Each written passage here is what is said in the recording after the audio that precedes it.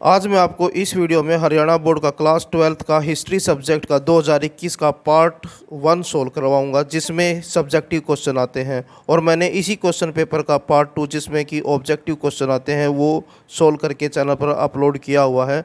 अगर आप उसको देखना चाहते हैं तो उसका लिंक आपको डिस्क्रिप्शन में मिल जाएगा। अब हम पार्ट 1 के जो लॉन्ग आंसर टाइप क्वेश्चन हैं उनको सोल्व करते हैं। पहला क्वेश्चन है, पुरातत्वविद किस प्रकार से अतीत का पुनर्निर्माण करते हैं? तो इसका आंसर देखें। पुरातत्वविदों को खुदाई के दौरान अनेक प्रकार के शिल्प तथ्य प्राप्त होते हैं। वे इन शिल्प तथ्यों को अन्य वैज्ञानिकों की मदद से अन्वेषण व विश्लेषण करके व्याख्या करते हैं। इस कार्य में वर्तमान में प्रचलित प्रक्रियाओं विश्वासों का सहारा लेते हैं। हड़प्पा सभ्यता के संबंध में पुरातत्वविदों के अग्रलिखित निष्कर्षों से यह बात और भी स्पष्ट हो जाती है कि वे किस प्रकार अतीत का पुनर्निर्माण करते हैं। पहला पॉइंट है इसका, जीवन निर्वाह का आधार कृषि। नगरों में अन्नगारों का पाया जाना इस बात का प्रतीक है कि सभ्यता के लोगों का जीवन निर्वाह का मुख्य आधार कृषि था। हड़प्पा, मोहनजोदाड़ो, कालीबंगन से गेहूं और जौ प्राप्त हैं। हड़प्पा सभ्यता के लोग संभवतः दुनिया में पहले थे जो कपास का उत्पादन करते थे।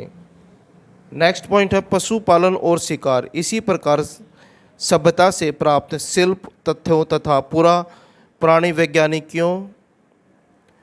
वैज्ञानियों के अध्ययनों से ज्ञात हुआ है कि हड़प्पन भेड़, बकरी, भैंस, सूअर आदि जानवरों का पालन करने लगे थे। कुबड़ वाला सांड उन्हें विशेष प्रिय था। गधे और ऊंट का पालन बोझा ढोने के लिए करते थे।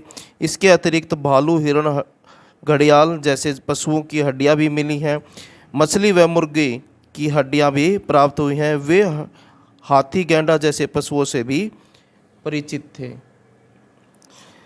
नेक्स्ट पॉइंट है, सामाजिक आर्थिक विभिन्नताओं की पहचान। विभिन्न प्रकार की सामग्री से विभिन्न तरीकों से यह जानने की कोशिश करते हैं कि अध्ययन किए जाने वाले समाज में सामाजिक आर्थिक विभेदन मौजूद था या नहीं। उदाहरण के लिए हड़प्पा के समाज में सामाजिक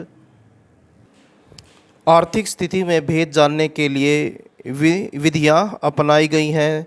सावधानों से प्राप्त सामग्री के आधार पर इस भेद का पता लगाया जाता है। नेक्स्ट क्वेश्चन है जो और में आया हुआ है, चॉइस वाला। हड़प्पा संस्कृति के पतन के कारणों की व्याख्या कीजिए। आंसर देखिए। हड़प्पा सभ्यता जिस तेजी से प्रकाश में आई थी उससे कहीं तेजी से इसका पतन हो गया। इसके पतन के लिए विद्वानों ने कई कारण बताए, जैसे कि बाढ़, आर्यों का आक्रमण, जलवायु परिवर्तन, भू तात्विक परिवर्तन, व्यापार में गतिरोध, प्रशासनिक शिथिलता, महामारी एवं साधनों का अधिक उपभोग आदि। सिंधु सभ्यता के पतन का प्रधान कारण यानी कि मुख्य कारण बाढ़ ही माना जाता है। मार्शल ने मोहनजोदाड़ो, मैके ने चन्हुदड़ो तथा एस.आर. राव ने लोथल के पतन का प्रमुख कारण बाढ़ माना है। मार्शल के अनुसार मोहनजोदाड़ो में 7 बार बाढ़ आई, क्योंकि इसकी खुदाई से इसके 7 सत्रों का पता चलता है। धीरे धीरे लोग नगर छोड़कर अन्य जगह पर चले गए, परंतु इससे उन नगरों के पतन के कारणों का प्रकाश नहीं पड़ता जो नदियों के किनारे स्थित नहीं थे। नेक्स्ट क्वेश्चन है क्वेश्चन नंबर 2, मीराबाई की जीवनी को अपने शब्दों में लिखिए। आंसर देखें। मीराबाई एक मध्यकालीन हिंदू आध्यात्मिक कवयित्री और कृष्ण भक्त थी। वे भक्ति आंदोलन के सबसे लोकप्रिय भक्त संतों में एक थी। भगवान श्री कृष्ण को समर्पित उनके भजन आज भी उत्तर भारत में बहुत लोकप्रिय हैं और श्रद्धा के साथ गाए जाते हैं। मीरा का जन्म राजस्थान के एक राजघराने में हुआ था। मीराबाई के जीवन के बारे में तमाम पौराणिक कथाओं और किंवदंतियाँ प्रचलित है। ये सभी किंवदंतियाँ मीराबाई के बहादुरी की कहानियाँ कहती हैं और उनके कृष्ण प्रेम और भक्ति को दर्शाती हैं। इनके माध्यम से यह भी पता चलता है कि किस प्रकार से मीराबाई ने सामाजिक और पारिवारिक दस्तूरों का बहादुरी से मुकाबला किया और कृष्ण को अपना पति मानकर उनकी भक्ति में लीन हो गई। उनके ससुराल पक्ष ने उनकी कृष्ण भक्ति को राजघराने के अनुकूल नहीं माना और समय समय पर उन पर अत्याचार किए। नेक्स्ट क्वेश्चन है, सूफी मत के मुख्य धार्मिक विश्वासों और आचारों की व्याख्या कीजिए। आंसर देखें। इस्लाम की आरंभिक शताब्दियों में कुछ आध्यात्मिक लोगों का झुकाव रहस्यवाद तथा वैराग्य की ओर बढ़ने लगा। इन लोगों को सूफी कहा जाने लगा। सूफी मत के मुख्य धार्मिक विश्वासों और आचारों का वर्णन इस प्रकार है।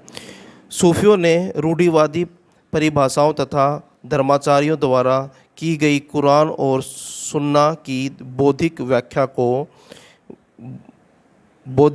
की आलोचना की। उन्होंने कुरान की व्याख्या अपने निजी अनुभवों के आधार पर की।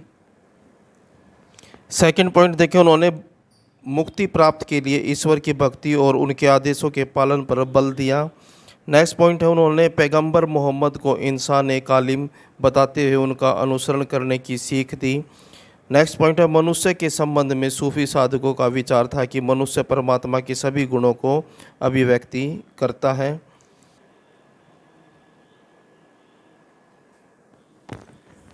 नेक्स्ट क्वेश्चन है क्वेश्चन नंबर 3, भारत छोड़ो आंदोलन की प्रगति का वर्णन कीजिए। आंसर देखिए। भारत छोड़ो आंदोलन द्वितीय विश्व युद्ध के समय 8 अगस्त 1942 को आरंभ किया गया था। यह एक आंदोलन था जिसका लक्ष्य भारत से ब्रिटिश साम्राज्य को समाप्त करना था। यह आंदोलन महात्मा गांधी द्वारा अखिल भारतीय कांग्रेस समिति के मुंबई अधिवेशन में शुरू किया गया था।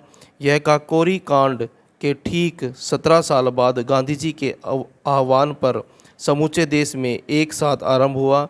यह भारत को तुरंत आज़ाद कराने के लिए अंग्रेजी शासन के विरुद्ध एक सविनय अवज्ञा आंदोलन था। भारत छोड़ो आंदोलन को अगस्त क्रांति के नाम से भी जाना जाता है और इस आंदोलन का लक्ष्य भारत से ब्रिटिश साम्राज्य को समाप्त करना था। इस आंदोलन का सबसे लोकप्रिय नारा करो या मरो था। आंदोलन के प्रारंभ में ही अंग्रेजों ने गांधी जी को गिरफ्तार कर लिया, लेकिन देश भर के युवा कार्यकर्ता हड़तालों और तोड़फोड़ की कार्रवाइयों के जरिए आंदोलन चलाते रहे। अंग्रेजों ने आंदोलन के प्रति काफ़ी सख्त रवैया अपनाया, फिर भी इस विद्रोह को दबाने में सरकार को साल भर से ज़्यादा समय लग गया। नेक्स्ट क्वेश्चन है क्वेश्चन नंबर 4, प्रयाग प्रायश्चित के बारे में आप क्या जानते हैं। आंसर देखिए। प्रयाग प्रायश्चित गुप्त राजवंश के सम्राट समुद्रगुप्त के दरबारी कवि हरिसेन द्वारा रचित लेख था। इस लेख को समुद्रगुप्त द्वारा 370 ईस्वी में कौशाम्बी से लाए गए अशोक स्तंभ पर खुदवाया गया था। इसमें उन राज्यों का वर्णन है जिन्होंने समुद्रगुप्त से युद्ध किया और हार गए तथा उसके अधीन हो गए।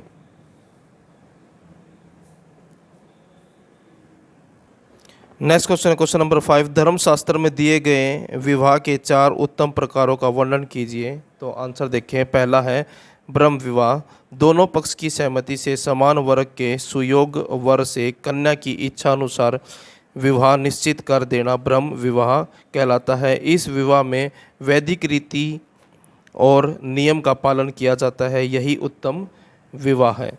नेक्स्ट है देव विवाह, किसी सेवा धार्मिक कार्य का उद्देश्य के हेतु या मूल्य के रूप में अपनी कन्या को किसी विशेष वर को दे देना देव विवाह कहलाता है, लेकिन इसमें कन्या की इच्छा की अनदेखी नहीं की जा सकती।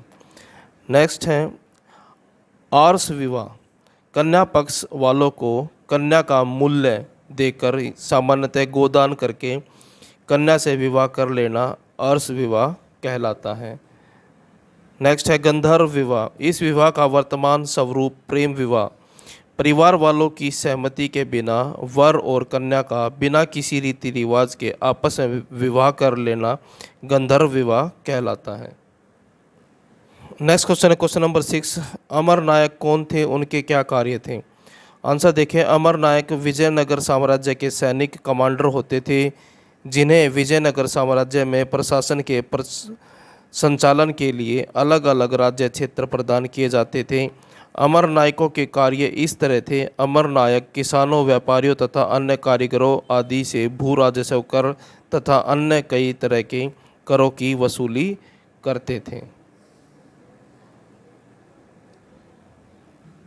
नेक्स्ट क्वेश्चन है क्वेश्चन नंबर 7, विद्रोही क्या चाहते थे। विद्रोही भारत से ब्रिटिश शासन सत्ता को उखाड़ फेंकना चाहते थे। विभिन्न सामाजिक समूह एक सामान्य उद्देश्य से संघर्ष में भाग ले रहे थे। और वह सामान्य उद्देश्य था भारत से ब्रिटिश शासन सत्ता को उखाड़ फेंकना। यही कारण था कि इस विद्रोह को अंग्रेजों के विरुद्ध एक ऐसे संघर्ष के रूप में प्रस्तुत किया गया जिसमें सभी लाभ हानि के समान रूप से भागीदार थे। नेक्स्ट क्वेश्चन है, सहायक संधि क्या थी? सहायक संधि के माध्यम से कंपनी अपना वर्चस्व पूरे भारत में फैलाना चाहती थी। इसके अनुसार जो भी रियासत इस बंदोबस्त को मान लेती है उसे अपनी स्वतंत्र सेनाएं रखने का अधिकार नहीं रहता था। उसे कंपनी की तरफ से सुरक्षा मिलती थी और इस सुरक्षा के बदले रियासत कंपनी को रकम का भुगतान करती थी। नेक्स्ट क्वेश्चन है क्वेश्चन नंबर 9, हड़प्पा की खोज कब और किसने की? आंसर देखिए, सिंधु घाटी सभ्यता को इसी शहर के नाम के कारण हड़प्पा सभ्यता भी कहा जाता है। यह सबसे पहले खोजी गई भारतीय सभ्यता है। 1921 में जब जॉन मार्शल भारत के पुरातत्विक विभाग के निर्देशक थे तब दयाराम साहनी ने इस जगह पर सर्वप्रथम खुदाई का कार्य किया था। नेक्स्ट क्वेश्चन है, त्रिरत्न से आप क्या समझते हैं? तो आंसर देखिए, त्रिरत्न 3 रत्न बौद्ध धर्म के सबसे महत्वपूर्ण अंग है। इन त्रिरत्नों पर ही बौद्ध धर्म आधारित है। नेक्स्ट क्वेश्चन है, बादशाहनामा पर एक संक्षिप्त नोट लिखिए। तो आंसर देखिए इसका, बादशाहनामा मुगल सम्राट शाहजहां के शासनकाल के आधिकारिक इतिहास के रूप में लिखी गई कृतियों की एक शैली है। नेक्स्ट क्वेश्चन देखिए, क्वेश्चन नंबर 12, पहाड़ियाँ लोग मैदानी क्षेत्रों पर आक्रमण क्यों करते थे? पहाड़ियाँ लोग उन मैदानी भागों पर बार बार आक्रमण रहते थे जहाँ किसानों द्वारा एक स्थान पर बसकर स्थायी खेती की जाती थी। इस प्रकार के आक्रमण प्राय अभाव अथवा अकाल के वर्षों में खाद्य सामग्री को लूटने, शक्ति का प्रदर्शन करने अथवा बाहरी लोगों के साथ राजनीतिक संबंध स्थापित करने के लिए किए जाते थे। नेक्स्ट क्वेश्चन है क्वेश्चन नंबर 13, लाहौर अधिवेशन 1929 का क्या महत्व है? तो आंसर देखिए, 31 दिसंबर 1929 को भारतीय राष्ट्रीय कांग्रेस का वार्षिक अधिवेशन तत्कालीन पंजाब प्रांत की राजधानी लाहौर में हुआ। इस ऐतिहासिक अधिवेशन में कांग्रेस के पूर्ण स्वराज का घोषणा पत्र तैयार किया गया तथा पूर्ण स्वराज को कांग्रेस का मुख्य लक्ष्य घोषित किया गया। तो ये था आपका क्लास 12th का हिस्ट्री सब्जेक्ट का किसी क्वेश्चन पेपर का पार्ट 1। वीडियो अच्छी लगे तो लाइक करें और चैनल को सब्सक्राइब करें। धन्यवाद।